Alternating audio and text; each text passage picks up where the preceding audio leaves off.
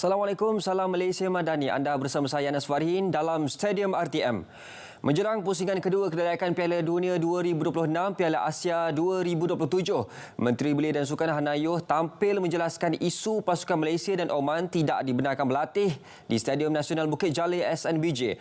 Menurutnya, larangan itu dikeluarkan Komisioner Perlawanan Persekutuan Bola Sepak Antarabangsa FIFA atas faktor cuaca. Perkara itu dimaklumkan Hana menerusi laman sosial rasminya malam tadi yang menjelaskan ia susulan cuaca hujan pada waktu petang kebelakangan ini. Namun beliau mengesahkan SNBJ sudah mendapat kelulusan Komisioner Perlawanan untuk digunakan bagi aksi yang dijadualkan pukul 10 malam nanti. Hana turut mewarnai gambar terkini SNBJ dan menyeru penyokong Harimau Malaya turun beramai-ramai untuk memberikan sokongan kepada skuad negara. Terdahulu, Ketua Jurulatih Oman Jaroslav Silhavi dalam sidang media pra-perlawanan semalam mengatakan pihaknya dimaklumkan tidak boleh berlatih di SNBJ kerana padang tidak dalam keadaan baik. Sementara itu, Ketua Jurulatih Harimau Malaya Kim Panggon yakin pasukannya mampu bermain dengan baik apabila beraksi di laman sendiri.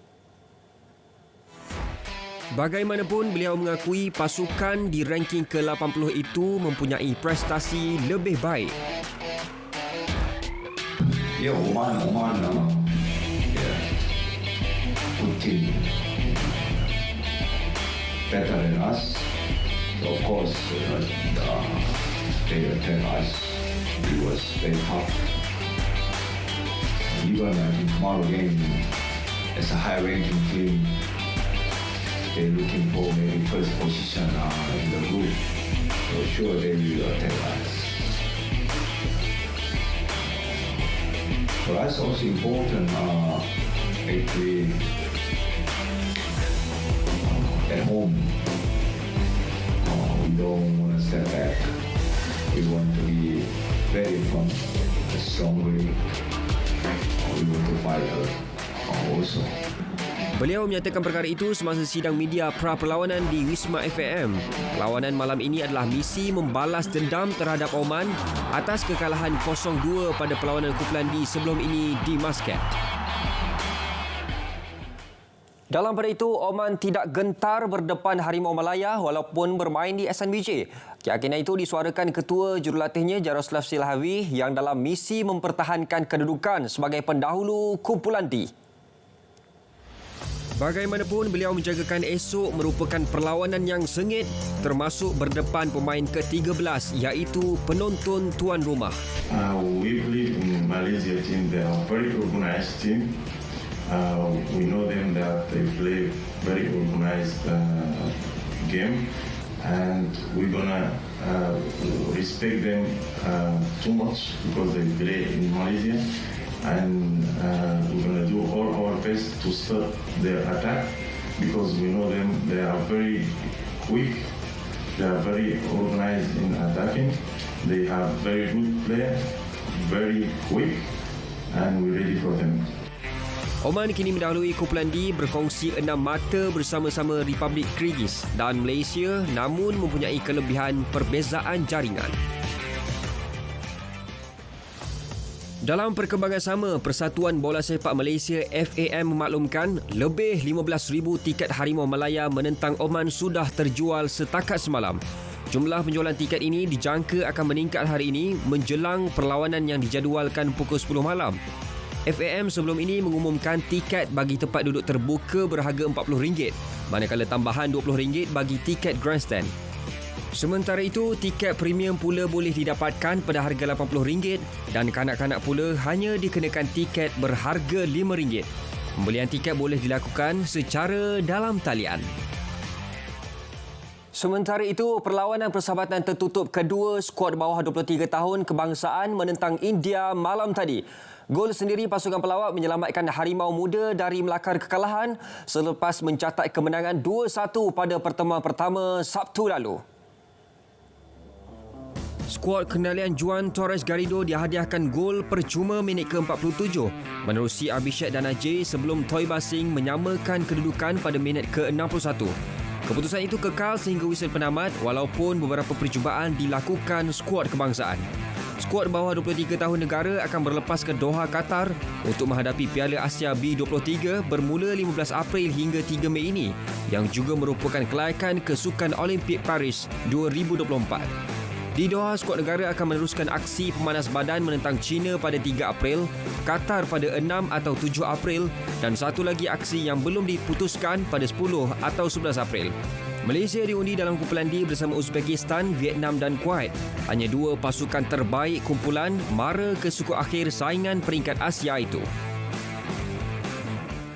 Perkembangan bola sepak tempatan, Kedah Darul Aman KDAFC dalam proses melunaskan 50% baki gaji pasukan musim 2023 sebelum hujung bulan ini. Komitmen itu dinyatakan pemilik kelab Tan Sri Dr. Muhammad Daud Bakar pada sidang media khas di Al-Ustah. Pihak pengurusan juga dalam usaha melunaskan sepenuhnya tunggakan ini mengikut syarat yang diberikan oleh Malaysian Football League. Membuatkan saya lebih terharu dan bersemangat untuk terus berjuang adalah pengorbanan pemain dan staf yang mahu terus bersama-sama kelab ini dan sanggup menerima gaji yang lebih kecil dari tawaran pasukan sebelumnya. Sebelum ini, Malaysian Football League MFL memberi peluang kepada KDAFC dan KL City FC sehingga 30 Mac ini bagi menyelesaikan semua tunggakan gaji. Sementara itu, Tan Sri Dr. Muhammad Daud menyasarkan pasukannya dapat mengekalkan status 4 pasukan terbaik Liga Super musim ini. Sasaran melangkah sekurang-kurangnya ke pusingan suku akhir Piala FA dan Piala Malaysia turut ditetapkan bagi KDAFC. Menurutnya, sasaran itu realistik memandangkan kelab akan melakukan pengstrukturan semula. Beliau bagaimanapun berkata, musim ini bajet pengurusan lebih kecil dengan pengurangan sebanyak 35% bagi menstabilkan kewangan kelab. Projek Perkabungan Sukan Sarawak SSV dijangka siap sepenuhnya pada Jun depan. Menteri Belia Sukan dan Pembangunan Usahawan Sarawak, Datuk Seri Abdul Karim Rahman Hamzah, optimis fasiliti itu dapat digunakan pada Sukan Malaysia Sukma Ogos ini.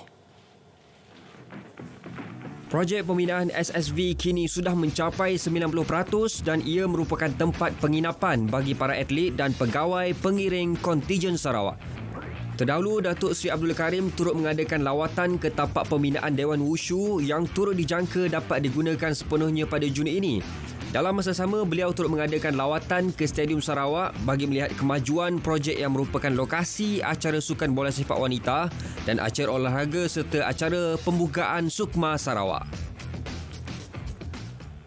Beralih ke sukan luar negara, pemain bola sepak Brazil Dani Alves dibebaskan dari penjara Barcelona semalam. Dia membayar ikat jamin 1 juta euro atas sabitan kesalahan merogol seorang wanita di tandas kelab malam pada 2022. Rabu lalu, Mahkamah Tempatan memutuskan bahawa Alves boleh dibebaskan dengan ikat jamin sementara proses rayuan dilakukan. Alves turut menyerahkan pasportnya dan tidak boleh meninggalkan Sepanyol sebagai syarat tambahan pembebasannya. Mahkamah turut mengenakan perintah sekatan yang melarangnya mendekati mangsa datang dalam lingkungan 1,000 meter. Pemain itu telah menjalani kira-kira 1/4 daripada hukuman penjara selama 4,5 tahun. Bekas pertahanan Barcelona, Juventus dan Paris Saint-Germain PSG itu ditahan sejak Januari 2023 atas kesalahan merogol.